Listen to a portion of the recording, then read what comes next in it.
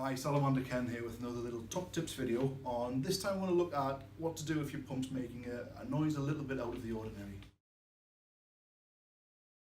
So one of the first noises we'll talk about is when somebody's pump's making a humming noise or a buzzing noise. Now there are various things that can cause that to happen, one of which it tends to be when the pump is seized up. Now very rarely that a pump will seize on its own accord.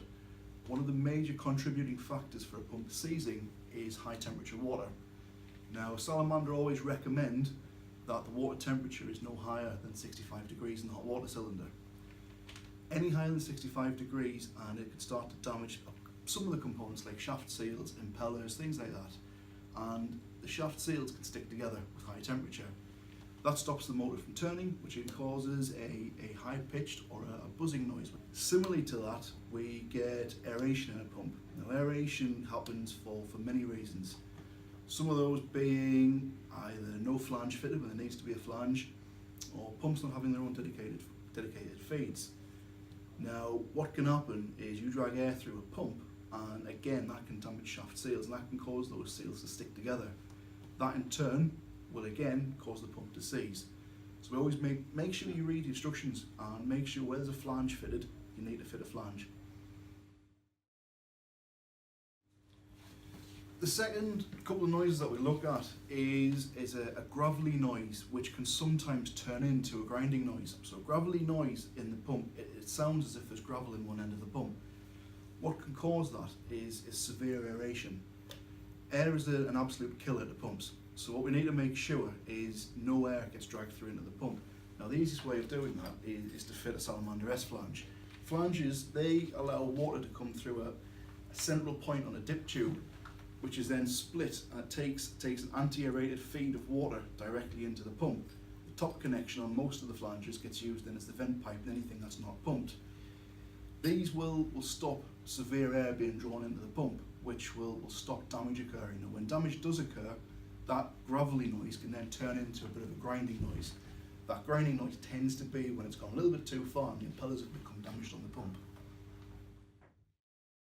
One of the other common noises, it's a rattling noise. Now 99% of the time that rattling noise isn't actually from the pump itself. It tends to be from the pipework associated with the pump. Now one of the best ways of stopping rattle is with these anti-vibration couplers.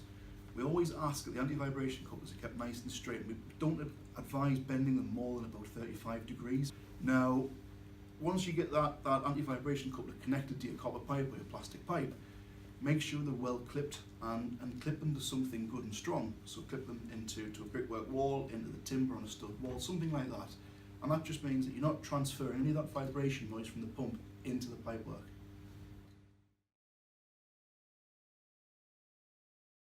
Sometimes from time to time people report that they hear their pump kicking in sometimes on its own, so a bit of an intermittent noise. Now that tends to be mainly associated with negative head pumps. Negative head pumps work in a slightly different way to that of a positive head pump, and these pick up on pressure drops within the system. So we tend to find sometimes overnight people report this pump kicks in on their own maybe for about 6 seconds, then goes off. Most of the time that's down to a little leak in the system somewhere. So if that little leak continually drips, it drops the full pressure down the system, which can cause your negative head pump to kick in sometimes.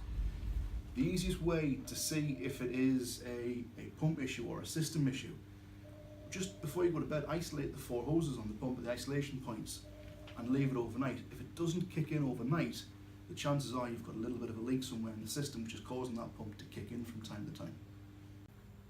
So if you do think your pump is making a strange noise or a different noise, by all means get in touch with our technical department Pumpwise on 0191 516 2002, and don't forget you can visit us at salamanderpumps.co.uk, or you can tweet myself at salamanderken.